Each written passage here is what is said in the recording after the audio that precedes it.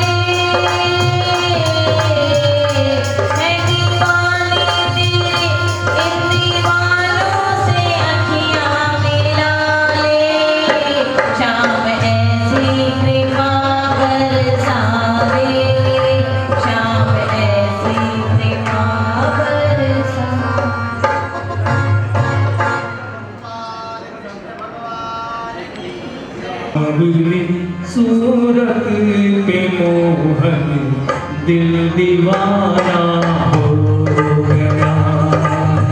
सांवरी सूरत पे मोहन दिल दीवाना हो गया।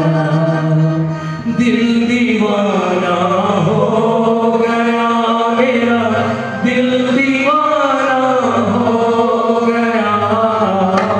दिल दीवाना हो गया मेरा दिल दीवाना हो गया।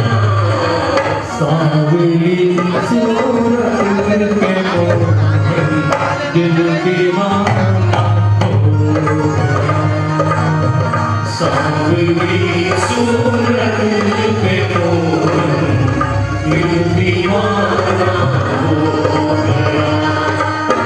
एक तो तेरे नैन तिरछे दूसरा काजल लगा। एक तो तेरे नैन तिरछे दूसरा काजल लगा। तीसरा नजरे मिलाना दिल दीवाना हो गया। तीसरा नजरे मिलाना दिल दीवाना हो गया। एक तो तेरे होठ पतले दूसरा लाली लगी। एक तो तेरे होठ पतले दूसरा लाली लगी।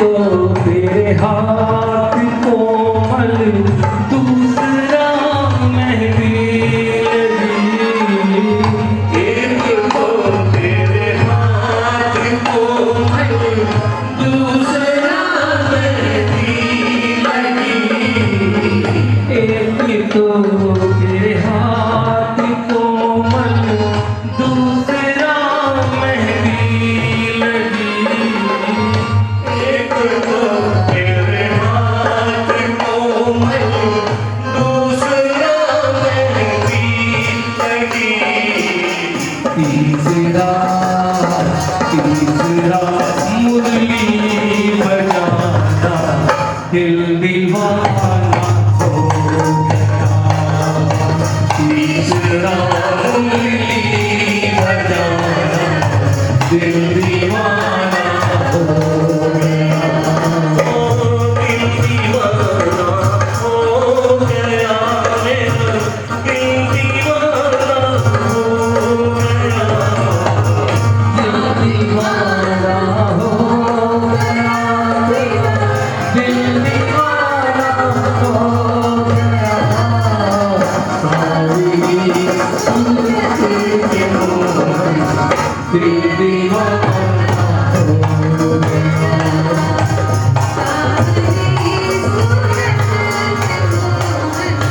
दिल दीवाना हो गया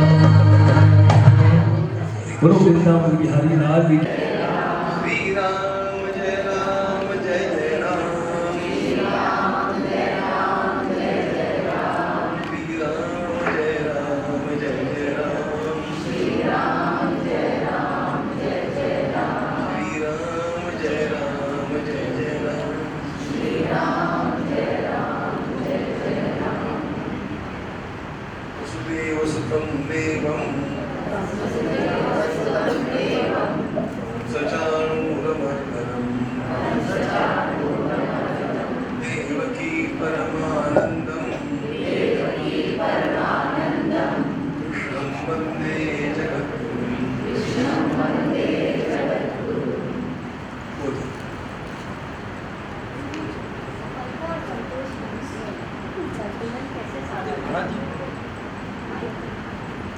महाराज एक संशय की स्थिति रहती है सवेरे जब पूजा करने के जाते हैं इनका एक प्रश्न पहले आ गया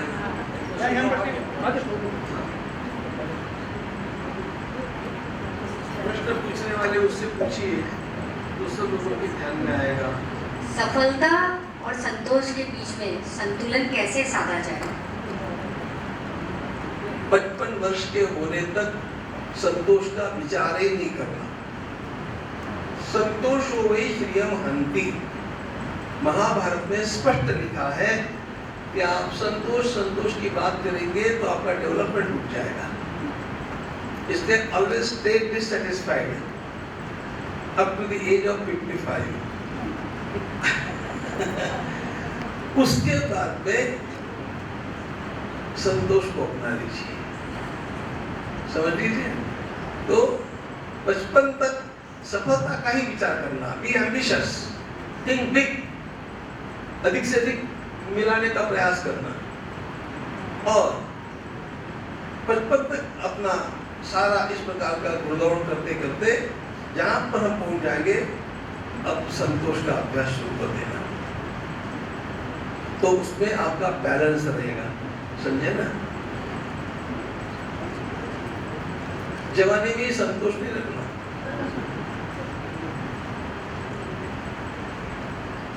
हमें सुना था संतोष रखना चाहिए।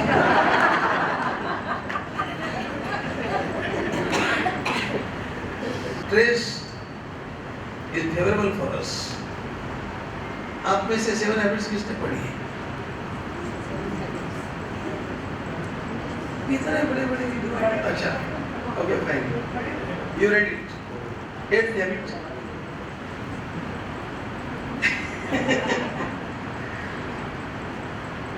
आप लोग इतने विद्वान लोग हैं, पढ़े लिखे। 8th हैबिट उसी की है। 8th हैबिट को प्रकाशित होकर के भी 20 वर्ष हो गए।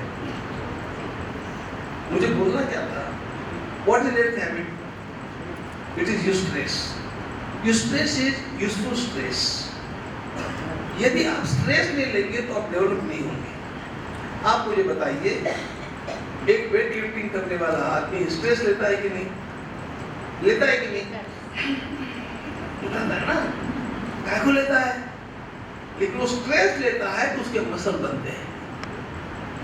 उसी प्रकार आपको मेंटल स्ट्रेस भी लेना चाहिए, दैट डेवलप्स यू, है ना? इसलिए 55 साल तक ये सब करो, उसके बाद में स्लो डाउन, फिर संतोष की बात। अब हो गया जितना करना था मैंने कर लिया, अब जाहि विधि राखे राम ताहि विधि। हाँ, ये बाद में गाना, पहले नहीं गाना।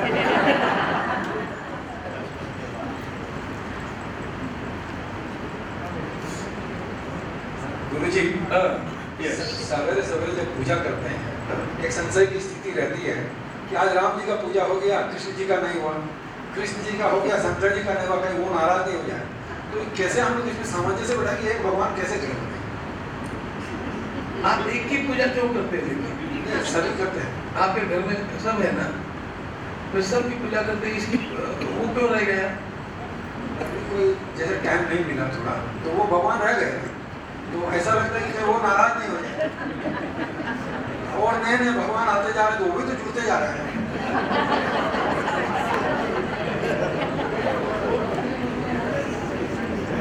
भक्ति का बेस जब ज्ञान नहीं होता है तब ऐसा होता है, समझे ना? इसीलिए भगवत गीता में ज्ञानाधिष्ठित भक्ति योग बताया है। ज्ञानाधिष्ठित भक्ति योग क्या होता है? अब आपको एक दूसरी बात बताता हूँ। आपने मुझे बताया कि कृष्ण भगवान की पूजा करते तो राम जी की करते तो शिव जी घोड़े जाते हैं, ऐसा। कृष्ण भगवान के कितने चक्कर है पता है क्या? कुछ लोग बालकृष्ण की पूजा करते हैं, कुछ मुरलीधर की पूजा करते हैं, कुछ कहते हैं मुरलीधर अकेला क्या करेगा, राधा बिना कृष्ण आधा, और राधे राधे करो, वो उधर ही घुसते हैं। कुछ चक्रधर की करते हैं। अब इसमें कौन सा कृष्ण आप फॉलो करते हैं? ऐसा हो गया। मूल बात ऐसी है कि भक्ति का, देखो ज्ञानेश्वरी की बात सुनाता हूँ। कर्माचे डोळे ज्ञान ये निर्दोष व्हावे। ज्ञान हमारे कर्म और उपासना के नेत्र है, इसलिए वो निर्दोष होना चाहिए। राम जी के रूप में भी मेरा कृष्ण आया है, शिव जी के रूप में भी कृष्ण आया है, और आज मेरा कृष्ण तो दुर्गा बन करके आ गया है। इस प्रकार की भावना डेवलप करना आना चाहिए, और यही सत्य है। एकम सत विप्रा बहुधा वदन्ति। परमात्मा तत्व एक है, ये सारे उसके रूप हैं, और इसलिए हमें ये कहने का भी डेयरिंग होना चाहिए कि आज आप रहने दो, आज मैं आपकी पूजा शिव जी के रूप में करूं। पूजा एक की उसी की होगी। ये ज्ञान जब अधिष्ठान बनेगा तो भ्रम चला जाएगा।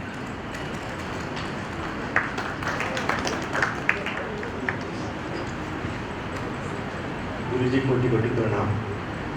मेरा एक प्रश्न है, आपने कहा कि धर्म का पालन करो, धर्म का पालन करने में आपने बोला आज धर्म का पालन में धर्म की डेफिनेशन और धर्म और कर्तव्य का डिफरेंस, ये बहुत इम्पोर्टेंट है। यही हम डिफ्रेंशिएशन में रह जाते हैं कि कर्तव्य को ही धर्म समझ लेते हैं। वो आपसे समझना चाहता है, कर्तव्य को ही हम धर्म मान लेते हैं। आपने कहा कर्तव्य एक सर्टेन लेवल तक ही हमें फॉलो करना है, बियॉन्ड दैट फिर वो जो कर्तव्य कर रहा हूँ वो मैं सिर्फ अपने फिजिकल स्थूल शरीर के लिए कर रहा हूँ, से रिलेटेड लोगों के लिए कर रहा हूँ। ना, मैं आपकी बात को लेकर की बात करता हूँ। आपने कर्तव्य की बात करी, वेरी गुड। अपना कर्तव्य आपने क्या किया? ड्यूटी तक सीमित कर दिया, हो गया। उतना ही आपका कर्तव्य नहीं है, आपका उससे भी अधिक कर्तव्य है। आपके प्रोफेशन की जो ड्यूटी है वो आपका कर्तव्य है। जिन माता पिता ने जन्म दिया उनके प्रति आपका कुछ कर्तव्य है कि नहीं? है ना? अच्छा, जिन गुरुजनों ने आपको पढ़ाया उनके प्रति आपका कुछ कर्तव्य है कि नहीं, है ना? है। आप जिस स्कूल में पढ़े वो स्कूल आपने नहीं बनाएगी, किसने बनाएगी? किसने बनाएगी? हम मंदिर में जाते हैं, मंदिर मैंने नहीं बनाया, दूसरों के यानी समाज के बनाए हुए इन सारी बातों का उपयोग करके हम अपना डेवलपमेंट करते हैं, तो समाज के प्रति भी अपना कर्तव्य हो गया, हो गया। अब इस वसुंधरा के प्रति आपका कर्तव्य है कि नहीं, सोचो। हम जब धर्म की बात करते हैं ना, तो मेरी अपनी धर्म की बनाई हुई एक व्याख्या है, सोची हुई। धर्म क्या है? पहले संस्कृत की बात बोलता हूं। व्यष्टि, समष्टि, सृष्टि और परमेष्टि, यानी व्यक्ति, समाज, प्रकृति और परमात्मा, इन चारों को बैलेंस में रखने वाला हर प्रिंसिपल धर्म है, हर प्रिंसिपल धर्म है। भगवद गीता में योग की व्याख्या की है, समत्वम योग उच्यते। व्हाट इज योग? योग इज कीपिंग बैलेंस। व्यक्तिगत जीवन में बैलेंस रखना ये योग है, और सामाजिक जीवन में बैलेंस रखना है धर्म है। आज हम सब लोग क्यों भुगत रहे हैं? हमने अपने डेवलपमेंट के लिए मनुष्य का तो ध्यान रखा, लेकिन प्रकृति का ध्यान नहीं रखा। इतने पेड़ तोड़े तोड़े तोड़े, जंगल तोड़ते गए। उसका परिणाम ग्लोबल वार्मिंग है, उसका परिणाम ये सारे उपद्रव है। बिना कारण का इतना प्लास्टिक का उपयोग हमने किया। हमने कभी ये विचार नहीं किया कि इस प्लास्टिक के कारण कितनी गौ माताएं मर रही है। ये माताएं प्लास्टिक के थैले में डाल करके और जो बचा खुचा फेंक देती है, गाय वो खाती है, प्लास्टिक उसके पेट में जाता है। कितनी गौएं उस प्लास्टिक के कारण मरती है, ये तो छोड़ो, लेकिन हजारों टन प्लास्टिक रोज समुद्र में गिरता है। सारे व्हेल, सारी मछलियां ये प्लास्टिक से त्रस्त हो गई। आपने देखा है कि नहीं मुझे पता नहीं, लेकिन उनके पेट में से जब वो प्लास्टिक निकालते व्हेल के, वो इतना रिलीफ फील करता है। ये किसने किया? ये मनुष्य ने किया है। इसलिए इस वसुंधरा के लिए ये हमारा कर्तव्य है। बस इतना ही आप कर लेंगे ना, तो फिर पूरा धर्म अपने आप आ जाएगा। आपका ड्यूटी शब्द लिया मैंने, उसको मैंने एलैबोरेट किया। धर्म शब्द का मूल अर्थ हमारे यहाँ पर ड्यूटी ही है, स्वधर्म यानी my own duty. But my own duty towards home, ये सब है इनके लिए। गुरुदेव, आपको नमन करते हुए एक छोटा सा सवाल है। बचपन से सुनते आ रहा हूँ, गंगा में डुबकी लगाने से पाप धुल जाते हैं। ये कहाँ तक सार्थक है? बिल्कुल सार्थक है। गंगा जी में डुबकी लगाते पाप एकदम धुल जाते हैं। लेकिन एक बात और है कि जब आप गंगा जी की ओर जाते हैं ना, ये पाप बड़े चालाक होते हैं। ये सब धुलने से डरते हैं, इसलिए आसपास के पेड़ों पर बैठ जाते हैं, और जैसे डुबकी लगा करके आप बाहर निकलते हैं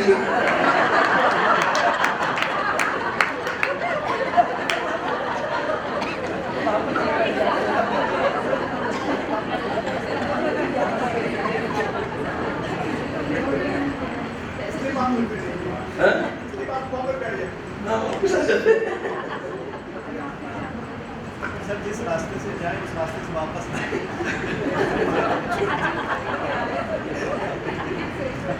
गुरुजी, कुंभ में लाखों करोड़ों लोगों ने स्नान किया, क्या उन सबके पाप धुल गए? मैंने कहा ना, पाप ऐसे धुलते नहीं है, ध्यान रखना। बिना रोकर के प्रार्थना किए किसी के पाप धुलने वाले नहीं। ज्ञानेश्वर महाराज का एक शब्द है, जो अनुताप तीर्थी नाला, अनुताप, आपको अपने पाप का पछतावा होता है कि नहीं? अपने पाप का पछतावा हो गया और आगे चल करके मैं ये नहीं करूंगा, ये निश्चय आपने कर लिया, तो पाप धुल जाते हैं।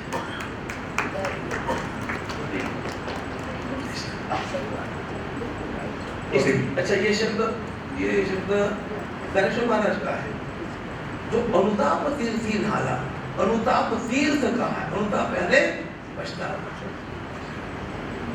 तो इसको पूरा रखना चाहिए। I should feel pain. ये कैसा हो गया? आज आपने कथा सुनी, परीक्षित ने गलती तो कर दी, वो सांप तो डाल दिया, घर पर आकर के उसको पछतावा हुआ, अहो मया नीचम अनार्यवत कृतम, मैंने क्या किया, मुझे इसका पश्चाताप प्रायश्चित लेना चाहिए या सजा होनी चाहिए। ऐसे पाप धुल जाते,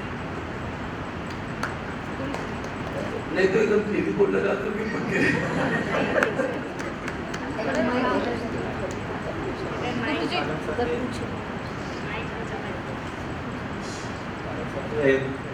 महाराज जी के चरणों में कोटि कोटि प्रणाम और अभिवंदन। मेरा प्रश्न थोड़ा हटकर है, शायद इस सभा के लिए आप चिंता मत करो, अनुपयुक्त समझे तो फ्री डिस्कशन। गुरुजी, मैं 4 शब्द भगवत गीता से लिया हूँ, इनके विषय में हमें प्रकाश करें। सर्व कर्म फल त्यागी,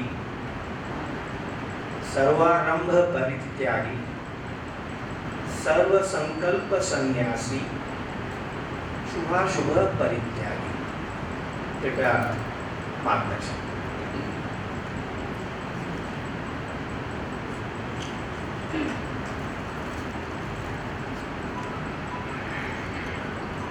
ये चारों शब्द जो है, जिनका चित्त शुद्ध हो गया, उनका वर्णन करने वाले शब्द है। सर्वारंभ परित्यागी, जो अपनी ओर से किसी प्रकार का नया उद्योग आरंभ नहीं करता है। सर्व संकल्प संन्यासी, अपने मन में उठने वाले किसी भी संकल्प की ओर वो ध्यान नहीं देता है, उसको इग्नोर करता है। ये ज्ञानी के वर्णन है। फिर शुभाशुभ परित्यागी, मन में आने वाला हर विचार, वो अच्छा है बुरा है, विचार विचार होता है और हम विचार के अतीत हो गए। आपको एक बात बताता हूँ, हमारे काशी के शिव जी के ऊपर लोग अभिषेक करते हैं ना, दिन भर लोग आते हैं, कुछ चढ़ाते रहते हैं। एक आता है गंगा जल चढ़ाता है, दूसरा आता है पंचामृत चढ़ाता है, तीसरा आता है एकदम दूध इतना सारा चढ़ा देता है, और एक आता है तो एकदम भांग, काशी में तो भांग वाला भी चढ़ाता है। पंचामृत भी आया, गंगा जल भी आया, भांग भी आई और लोग भी आया, धतूरा भी आ गया। शिवलिंग के ऊपर क्या टिकता है? कुछ नहीं ना। ये शुभाशुभ परित्यागी, हमारे मन में आने वाले सब विचारों को बाहर निकालना, अपने क्लीन रहना। It's called unscarred mind. हमारे मन के ऊपर किसी प्रकार की खरोंच नहीं होनी चाहिए, राइट? और चौथा शब्द आपने क्या पूछा था? हो गया। हाँ, सर्व कर्म फल त्यागी। हाँ, जितने भी कर्मों मैंने किए, उन कर्मों का फल मैं यदि त्याग देता हूं, तो मेरे मन का स्ट्रेस, एक्साइटमेंट खत्म हो जाता है। कैसे खत्म होता है? कर्म का फल तो मिलने वाला है, आप अपने मन से उसको त्यागेंगे तो भी मिलेगा, नहीं तो बोलेंगे मैंने पाप किया, पाप के कर्म का फल मैंने त्याग दिया। ऐसा छूटने वाले नहीं है। कर्म का फल तो मिलता ही है, लेकिन कर्म के फल की ओर हमारा ध्यान नहीं होना चाहिए, ये गीताकार कहते हैं। नहीं तो क्या है, वो जैसा मिलना वैसा नहीं मिलता है।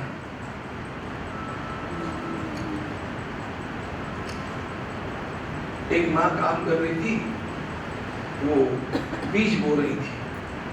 बच्चे ने कहा तुम क्यों काटती है उसको? उसने कहा अरे इसमें से उगेगा, तो उसमें से ज्यादा फल आएंगे। माँ ने तो उतना काम किया। फिर बच्चे ने 8 दिन के बाद कहा माँ मैं रोज खोद खोद करके देखता हूँ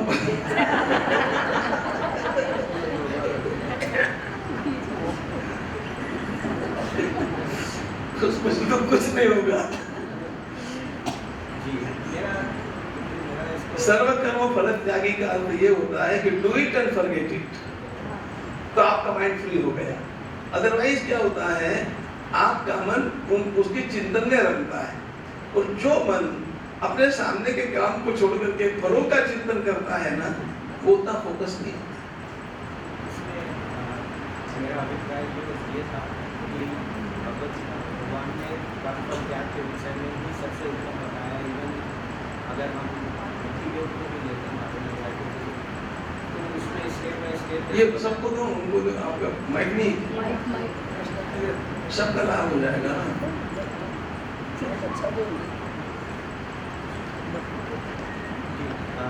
उधर जल्दी मत देना, उधर जाने के बाद वापस मिलने के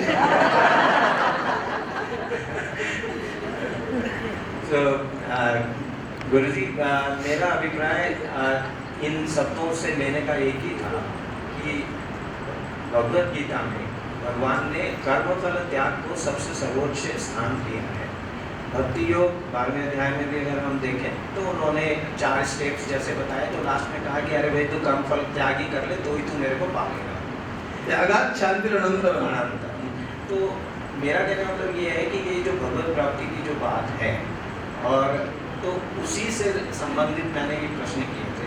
और जहाँ तक फल त्याग की बात जो है, तो मन शुभाशुभ परित्यागी में क्या शुभ फल भी हम त्याग कर सकते हैं? देखो ऐसा है, बुरे फल तो नहीं होंगे, वो तो बात अंडरस्टूड है, लेकिन शुभ फल भी क्या हम त्याग कर सकते हैं? सो दैट कि मेरा कर्म का खाता जो है, कर्म का जो खाता है वो न्यूट्रलाइज होता है, और मैं अपने अगर आत्मोद्धार की ओर अगर द्रुत गति से आगे बढ़ सकूं। प्रारंभिक स्टेज में आपको केवल अशुभ त्यागी होना चाहिए, लेकिन एडवांस स्टेज में आप शुभाशुभ परित्यागी दोनों भी बन जाएंगे। तो यही बनना पड़ता है, क्योंकि किसी भी प्रकार का विचार ये परमात्मा दृष्टि से, हाईएस्ट आत्म तत्व की दृष्टि से शब्द मात्र अशुभ ही है, शब्द भी बंधन है।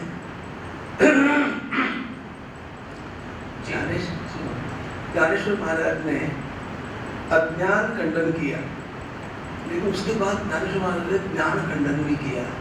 उनका ज्ञान का बोध रहना भी एक अज्ञान है, इसलिए वो भी जानना चाहिए। सब कुछ जब निकल जाता है तब जो रह जाता है वो शिव। ध्यान में आया ना? मतलब हर तरह के द्वंद्व से ऊपर, हाँ, हर तरह के द्वंद्व से ऊपर उठना। निश्चित रूप से। लेकिन आरंभ में उसके बारे में बात कर सकते हैं। आज आपने नारद जी के व्यक्तित्व के बारे में बात करी। कुछ साल पहले मैंने परम पूज्य नारायण दास जी महाराज की कथा में आपसे कुछ सुना, ये मुझे याद आ रहा है, मैं गलत हो सकता हूँ। आपने बताया था कि नारद जी जो है कोई व्यक्तित्व नहीं है, वो तो एक उपाधि है जो हर युग में आई है और प्रकट हुई है। और आज आपने बताया कि नारद जी 2 जन्म पूरा व्यक्तित्व, थोड़ा कंफ्यूजन चल रहा है कि वो जो नारद जी थे वो उनके 2 जन्म थे, बाकी नारद इज टाइटल। हाँ, ये तो जैसे शंकराचार्य टाइटल है, अभी हमारे यहाँ पर अभी शंकराचार्य आए थे, ऐसा नहीं वैसे वो आदि शंकराचार्य आए थे, ऐसा नहीं होता है, समझे ना? ऐसा वशिष्ठ है, ये सब टाइटल से दे आर स्कूल्स। वो नारायण जी अलग अलग है, वो एक है।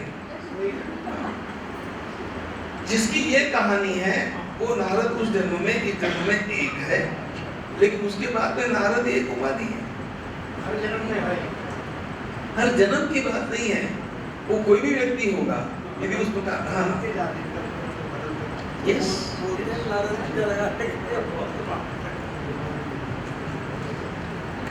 हम लोग जब भी भगवान से प्रार्थना करते हैं कभी भी मन में भी यही आता है कि प्रभु आप हमें अपने श्री चरणों में स्थान दें, आपके चरणों की धूल नहीं है, सभी ये प्रार्थना करते हैं।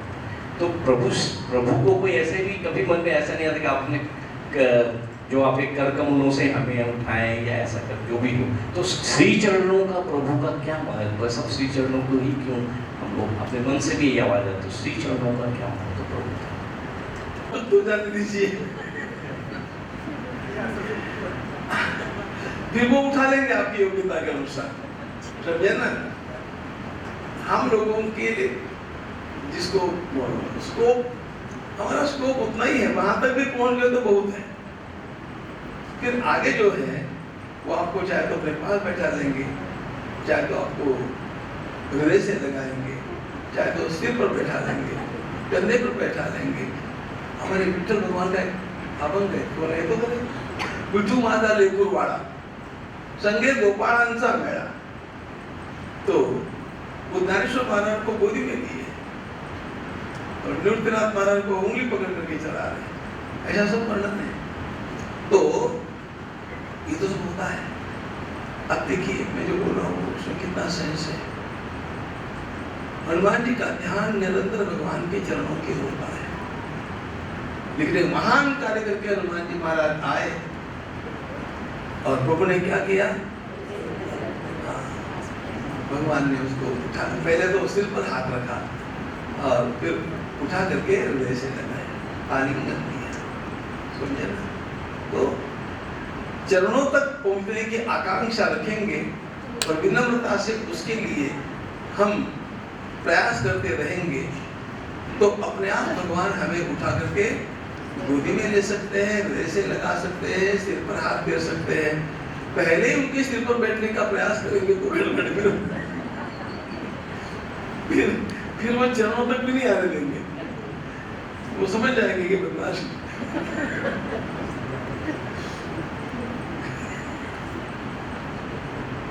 गुरुदेव के चरणों में कोटि कोटि प्रणाम। Please loudly. गुरुदेव वो माइक भी डरता है आपसे। हेलो, गुरुदेव जी के चरणों में कोटि कोटि प्रणाम। गुरु, मेरा प्रश्न, मृत्यु के समय अगर लास्ट में भगवान का नाम निकल जाए तो वो मोक्ष प्राप्त हो जाता है, लेकिन अगर ऐसा हो कि हम हमेशा भगवान का नाम स्मरण कर रहे हैं और उस समय अगर भगवान का नाम न निकल पाए तो वो मोक्ष प्राप्त कैसे होगा? हो सकता है क्या? भगवान इतने पागल नहीं है, ज्ञानेश्वर महाराज ने वर्णन किया है। अब मैं आपको दूसरा प्रसंग बतलाता हूँ कैसा। जीवन भर जिन्होंने भजन किया वो यदि अंधकाल में कोमा में चला गया तो नाम तो छूट गया, है ना? ज्ञानेश्वर महाराज के मुख से भगवान वहां पर कहते और फिर अध्याय में, अर्जुन तुम डरना नहीं, यदि ऐसा प्रसंग आ गया तो मैं स्वयं उसके हृदय में, वहां पर महाराज का वर्णन बहुत अद्भुत है। वे कहते यदि जीवन भर नाम स्मरण करने वाले के अंतिम प्रारब्ध के अनुसार यदि अंतिम क्षण में वो कोमा में है, बेहोश है या उसको स्मरण नहीं हो रहा है, तो अंतिम समय में नाम नहीं लिया, इतनी एक छोटी सी बात के कारण मैं इतनी बड़ी गलती नहीं कर सकता कि उसका कोई उसको सद्गति नहीं मिलेगी। ऐसे समय में अर्जुन ध्यान रखना, मैं उसके अंतःकरण में प्रवेश करके क्यों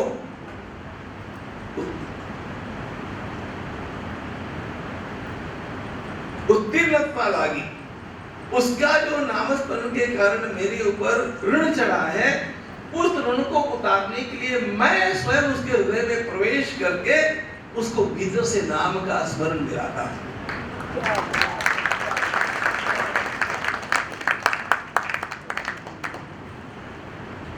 ये ज्ञानेश्वर महाराज, और वहां पर कहते हैं कि यदि जीवन भर भजन करने वाले, आप देखिए पूज्य डोंगरे जी महाराज का क्या हुआ, ऐसा ही हुआ। जीवन भर जो शुद्ध जीवन जीकर के इतना नाम स्मरण करे, लोगों से करवाए, ऐसे व्यक्ति यदि अंत काल में किसी उनके प्रारब्ध के कारण यदि कोमा आदि में जाते हैं, उनकी दुर्गति की बात भी सोचना नहीं। भगवान कहते हैं मैं मेरे ऊपर उनका जो ऋण चढ़ा है उसको उतारने के लिए उनके हृदय में प्रवेश करके मेरे नाम का स्मरण मैं उनसे करवाता। स्वामी जी ऐसे काका जी का भी ऐसे हुआ। हाँ, उनका तो अचानक देखो, मैं कभी मेरी आदत है दोपहर में थोड़ी सोने की, जैसे सवेरे जल्दी उठते हैं, लेकिन दोपहर में आधा पौन घंटा में सोता हूँ, आधा घंटा तो पक्का। इसलिए मैं दोपहर में किसी का फोन लेता नहीं, किसी को करता नहीं, गड़बड़। I don't get disturbed। उस दिन अचानक मैंने फोन किया, जिस दिन हमारे नानक जी चले, उस दिन वो लगभग 2:30-3 बजे का समय था, मतलब ये मेरे एकदम आराम का समय था पक्का। और अचानक मैंने फोन किया कि देखे, मैंने फोन किया और एकदम मुझे श्रीनिधि ने कहा, श्रीकांत था, तो उसने कहा कि उनका ब्लड प्रेशर लो हो रहा है। मैंने कहा तुरंत फोन उनके कान की ओर लगा, मैंने उनको नाम का उपदेश किया, उन्होंने हूं किया और चले गए।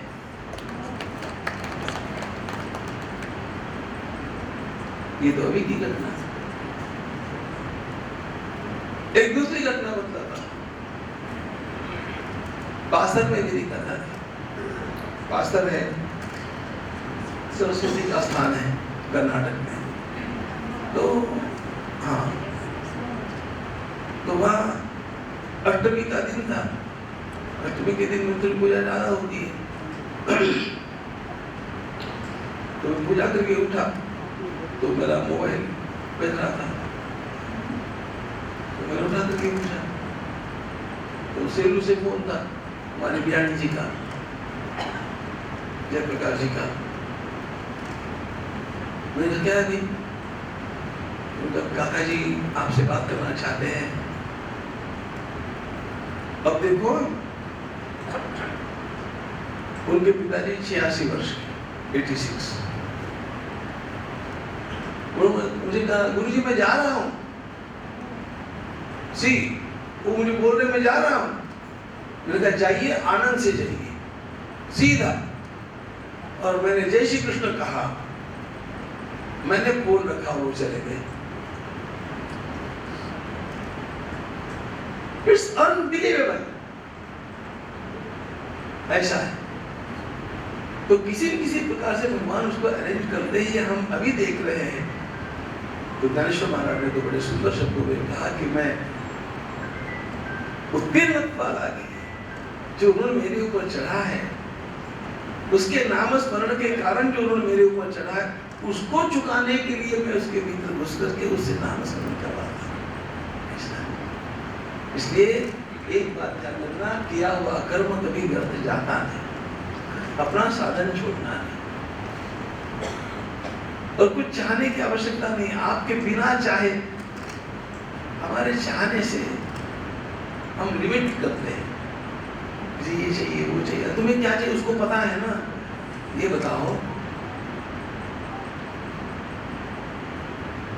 छोटा बच्चा 5-7 महीने का, 1 साल का, आपको बोलता है क्या कि मुझे भूख लगी है, मुझे प्यास लगी है, मुझे ठंड लगेगी? बोलता है क्या? नहीं बोलता है ना। उसकी चिंता कौन करेगा? आप भी बच्चे जैसे बन जाओ, भगवान आपकी चिंता करेंगे, अपने आप करेंगे। आप बड़े बन जाते हैं किसी गड़बड़े, इसलिए बड़ा कभी बनना नहीं। जो छोटा बनता है ना, उसको सारा संसार सुखमय सुखमय है। वो जो बड़ा बन गया, वो बड़े की तरफ चला जाता है, बड़ा तक।